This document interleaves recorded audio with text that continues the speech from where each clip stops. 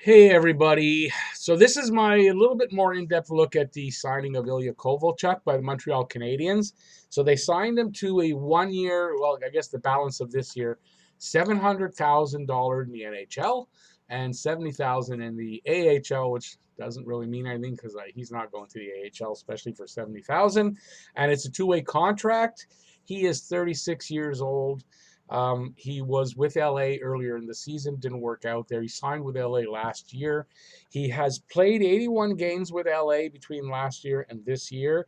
He has scored 19 goals, 24 assists for 43 points.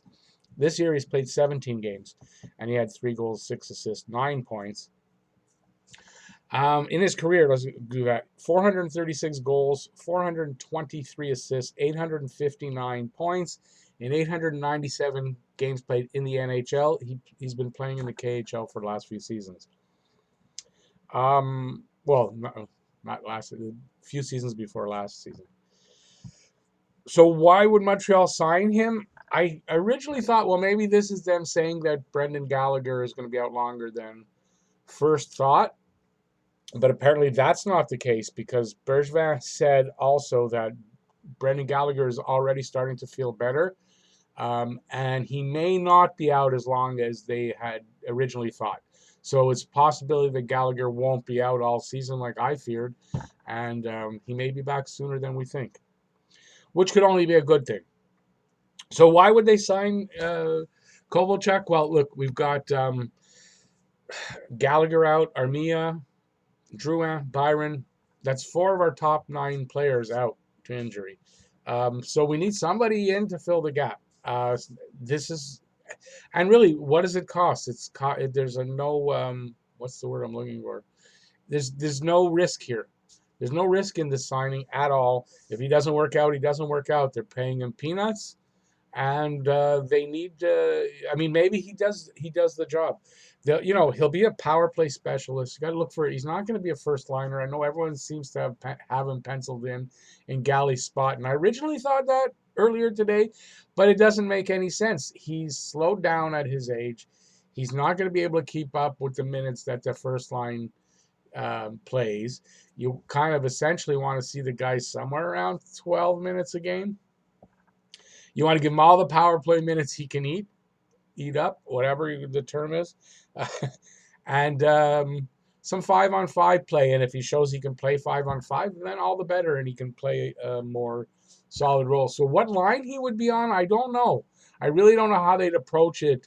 If he would be on the first line when he plays 5-on-5, and then they'd somehow fill in the other minutes for them. I don't know if that makes any sense. Or they might essentially put him on I doubt the fourth line, but third line? Anyway, that will remain to be seen when he gets here, and we'll see how they play him. He'll help. I mean, hopefully, to fill in for the injured players in the meantime. And you never know. Look, he was a pure goal scorer. This was an elite goal scorer who, he is on the downswing for sure of his career and maybe even finished, who knows. But, sometimes a guy like that can come back to a place where he wants to play, apparently wants to play in Montreal. And yeah, of course, it's his only opportunity right now. He has no choice. But I think anyways, I read somewhere or saw in a video that in researching doing this second vid that he likes Montreal and wants to be here. Okay, that being said, a guy like that with the skills that he does have can kind of find, what is the term? He can kind of grab the tiger by the tail for, we're only looking at, 4 more months? For 4 months, this guy may be able to find his game to some extent of it. What if it's only 75% of what he was? But that would be a lot better than, an upgrade on Jordan Wheel, an upgrade on a couple of guys here, right? So, and at $700,000, you go on Twitter and my God, people are just having at Bergevin for this signing, and I don't get why. I don't get who this hurts, how this can't be seen as an actual positive and maybe going in the right direction. Yeah, sure, he might be a bust here. That's a possibility. But I would have to think that he's going to be adequate to possibly very good. What if he does find his, for a few months of a season, this guy may find his old self again, may find his scoring touch. I mean, he could come in here. What if he puts up 20 goals in the next 4 months? Wow, would that be great? So, I don't understand why people are negative about it. When I first heard about it, I thought, oh, why? And then think about it, and then I looked online to see, because I wasn't home. It was not easy to, and I saw that what they're paying him, and it's a 1-year contract. I said, well, this actually could work out. Power play time. This guy, look, even if he's slowed down and all that, well, the power play is the place to play him. And if he can find his scoring touch and send that power play from 23% up to 30%, can't hurt. Anyway, so I just wanted to go a little bit more in depth on how I feel about the signing, and just maybe if I can give you guys some more facts. I mean, look, he won't be a first-line skater. Don't look for him to be playing full-time with Tatar and Danault. I doubt that's going to happen. But he'll be a role player. He'll be a power play specialist and a role player, and that can't hurt us. It can't. If they were paying him, like say they signed him for $2.5 million, I would laugh and think that's ridiculous. But at 700,000, that's a good signing. And look, this goes along now with, we just brought in Marco Scandella, who's a Montreal native and seems super pumped to be here in Montreal, play for the Habs. He's only 29 years old. So he's not an old guy. He's a very adequate, if not very competent defenseman.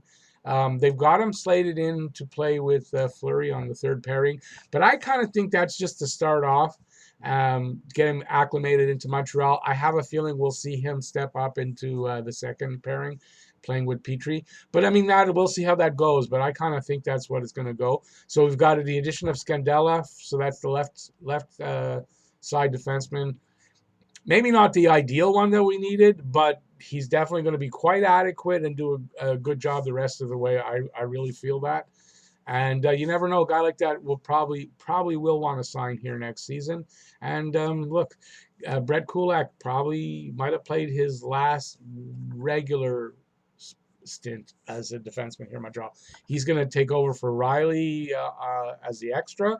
Riley sent off to the Ottawa Senators in a separate deal that brought us back a fifth round pick. We gave up a 4th round pick to get Kovalchuk. To get Scandella, excuse me. So I think overall, Marc Bergevin, who gets a beating on social media, I think he did quite well. He gave up literally nothing. Essentially, okay, Mike Riley wasn't going to do anything here anyway, and he gave up from 4th round to 5th round in the draft. That's it. And he got Marco Scandella and signed Kovalchuk. And I think it's been a good day, a good couple of days, I think, for Montreal.